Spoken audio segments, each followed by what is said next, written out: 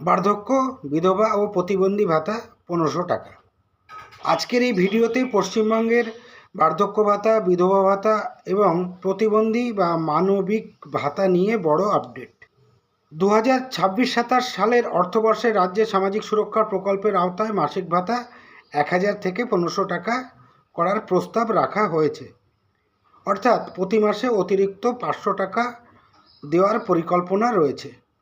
তবে এখানে একটি গুরুত্বপূর্ণ বিষয় মনে রাখবেন, এটি ঘোষিত প্রস্তাব। বর্ধিত 1500 টাকা কার্যকর হতে হলে সরকারের আনুষ্ঠানিক বিজ্ঞপ্তি এবং ডিবিটি সংক্রান্ত নির্দেশিকা প্রকাশ হওয়ার প্রয়োজন। এটি জারি হওয়ার পরই সংশোধিত টাকা সুবিধাভোগীদের ব্যাংক অ্যাকাউন্টে জমা হবে। কারা এই সুবিধা পাবেন? পশ্চিমবঙ্গের স্থায়ী বাসিন্দা হতে হবে। সাধারণভাবে 60 বছর বা তার বেশি বয়স হতে হবে। অন্য কোনো সরকারি পেনশন গ্রহণ করা যাবে না। নির্ধারিত যোগ্যতার শর্ত পূরণ করতে হবে।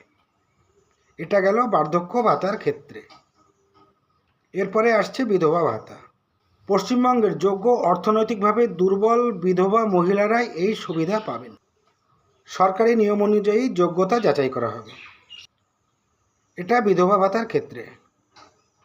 এরপরে আসছে প্রতিবন্ধী বা মানবিক ভাতা। সরকারি মেডিকেল বোর্ড দ্বারা নির্ধারিত প্রতিবন্ধিতার শংসাপত্র থাকতে হবে। নির্ধারিত প্রতিবন্ধিতার মানদণ্ড পূরণ করতে হবে। টাকা কিভাবে পাবেন? সমস্ত ভাতার অর্থ সংযুক্ত আধার লিঙ্কড ব্যাংক অ্যাকাউন্টে ডিবিটির মাধ্যমে জমা করা হবে। তাই আপনাকে নিশ্চিত করতে হবে আধার ও ব্যাংক অ্যাকাউন্ট লিঙ্ক করা আছে কি, ডিবিটি সক্রিয় আছে তো, ব্যাংক অ্যাকাউন্ট আপনার সচল আছে তো। স্ট্যাটাস কিভাবে দেখবেন?